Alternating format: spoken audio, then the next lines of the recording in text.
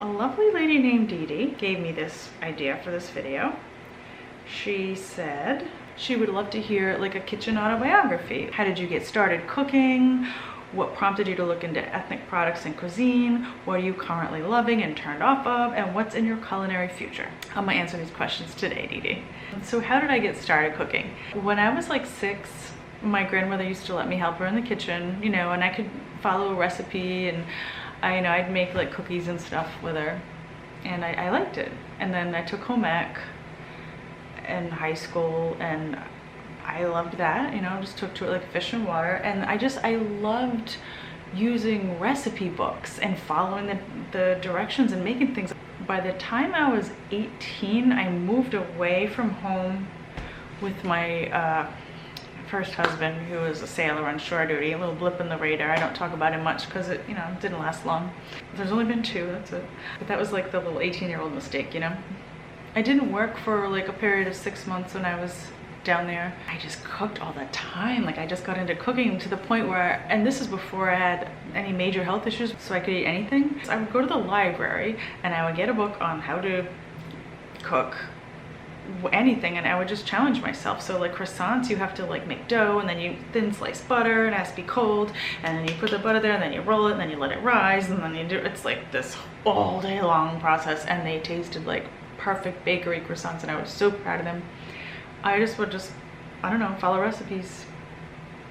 And then, you know, as I got into my 20s and I started feeling not healthy, I just had to learn how to cook, to do meal prep, because I had to cook the stuff that I was eating so I wouldn't feel bad. And then I got into kind of trying to create wacky recipes, probably around the time before AIP. It was a couple years before AIP. I was making like buckwheat bread and all kinds of grain-free, gluten-free baked goods. So I guess I just took to it all my life. This was something I like to do all my life. What prompted you to look to ethnic products and cuisine? I don't know. I just started buying books. First it was Indian cuisine, and there was a little bit of Italian. I just started going online and researching different Greek, you know, what's different about their cuisine, what herbs did they use in, and I don't know, I'm not sure what prompted me to. I just started doing it. And everything I do, I wade deep into. It's almost like an OCD thing. Like I have to know everything about it, and I have to try everything and explore from every angle and read everybody else's opinion on it. I can't just dabble. There's no dabbling. What are you currently loving and turned off? I'm loving simple foods that are not hyper palatable. Like I want my food to taste good, but I don't want it to be like, this is so good, I want more. I want functional food. I am loving functionality. I want balanced macros, nutrient density, functional fuel for my engine that doesn't tempt me to overeat. Functionality. Turned off, I am turned off of complicated things, anything with added sugar or too many weird ingredients that could potentially give me an upset stomach. Just simplicity. What's in my culinary future? Well,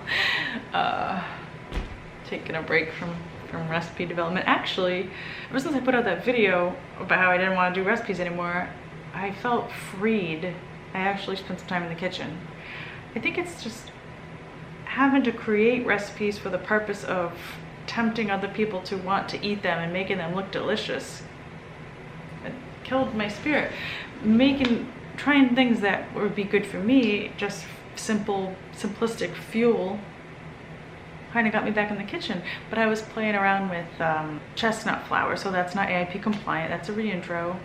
Loaded with polyphenols, supposed to be good for your microbiome. So I experimented with mixing chestnut flour in with raw green plantain, baking that up.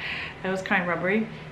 So then I experimented with mixing the chestnut flour into 93% ground beef and baking it. I spread it thin on parchment, rolled it out. It's like little meat bread slices, and that's okay. That's edible. Yeah, I'm gonna experiment with maybe putting a little bit less in, using it as a meatball binder, things like that. And then I also experimented with raw green plantain and lotus fruit. I had lotus fruit. Lotus fruit stays crispy when you cook it. So I decided to puree the lotus fruit with the plantain to see if I could create something like a pizza crust, but the lotus fruit made it sweet and it just was useless. Just meh. And then I made a big old pot of fish stew.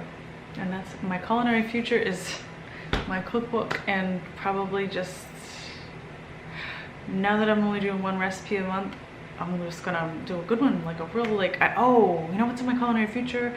Novolone 2.0. I'm gonna take that Novolone cheese, my best cheese ever, and I'm going to, I have ideas on how to make it even better and easier, and definitely doing that. Definitely doing that. So there's my kitchen autobiography. Thanks for the idea, DeDe. If you guys want exclusive recipes once a month, check me out on Patreon. $2 and up, you get a recipe and access to old back recipes. There's a couple dozen of them, or 1 dozen, or there's like 20 of them. I don't know, there's a bunch. There's enough for a cookbook in there. I will see you soon, and until then, be healthy.